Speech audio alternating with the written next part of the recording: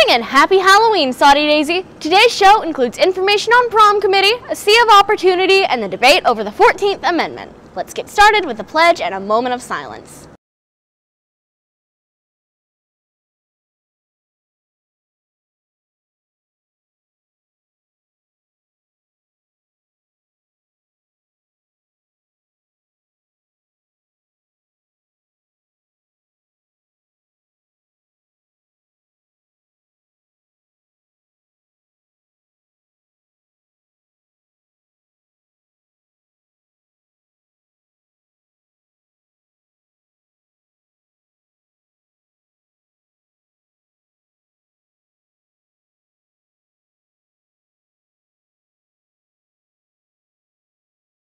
Seniors, tomorrow is the deadline for the Tennessee Promise.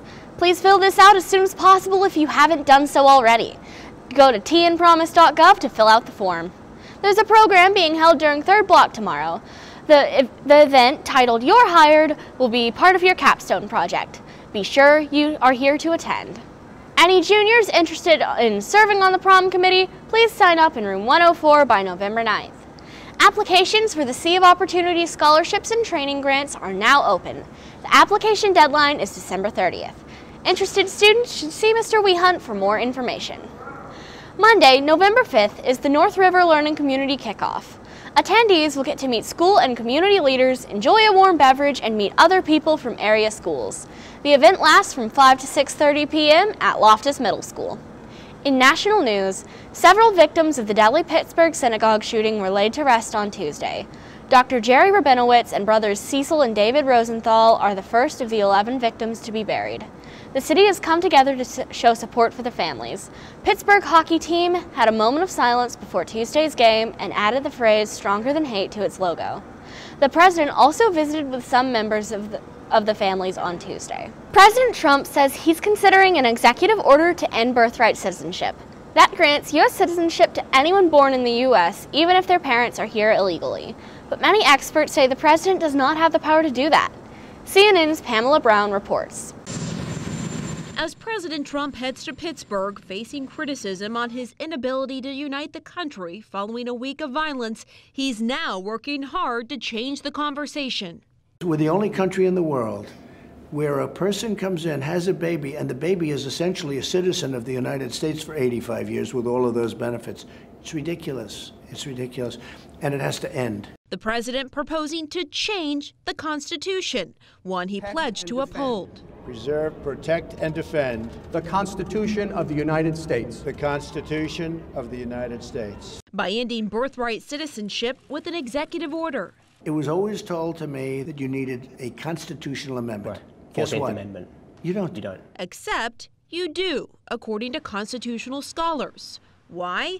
The 14th Amendment states all persons born or naturalized in the United States and subject to the jurisdiction thereof are citizens of the United States and of the state wherein they reside. If the president does sign an executive order, it is likely to be immediately challenged in court. Some in Trump's own party already saying trying to change the Constitution is a bad idea. You cannot end birthright citizenship with an executive order. Constitutional reality aside, the political bottom line is Trump is appealing to his base by changing the topic to one of his signature issues, immigration. The administration also announcing it would deploy more troops to the southern border, even though a large group of migrants are weeks away from arriving. I called up the military. This caravan is not, they're wasting their time. They are not coming into the country. What's the military going to... Trump is sending 5,200 active duty troops to join the 2,092 National Guard troops already on the U.S.-Mexico border.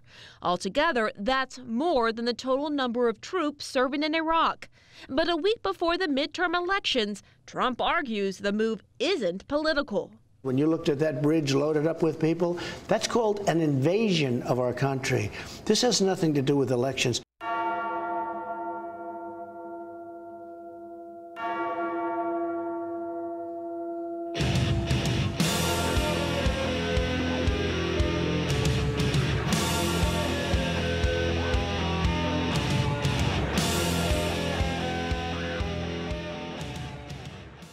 Good morning, Saudi Daisy.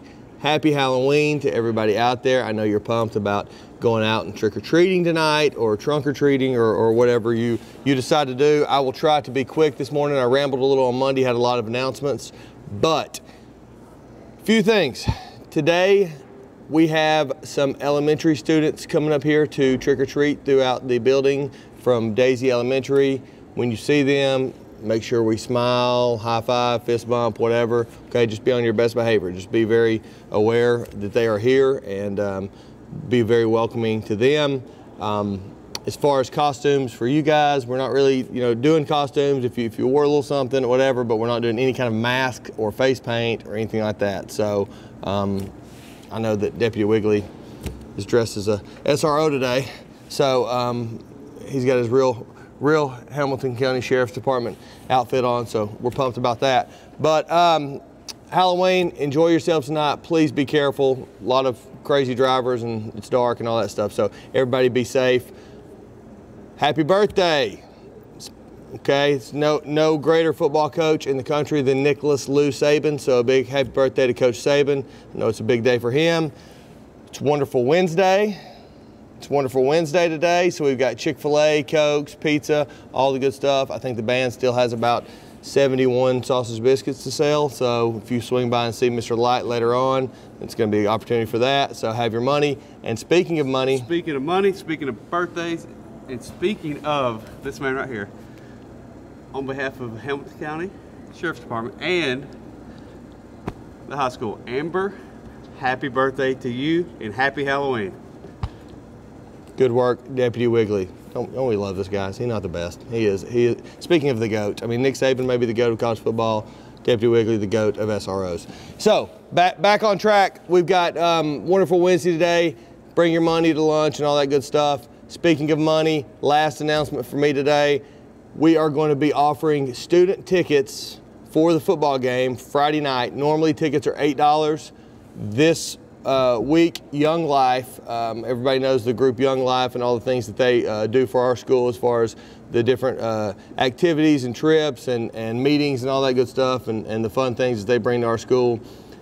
They have graciously donated money to make it where the first 150 students that buy a ticket to the playoff game this Friday only have to pay $4. So it's half price.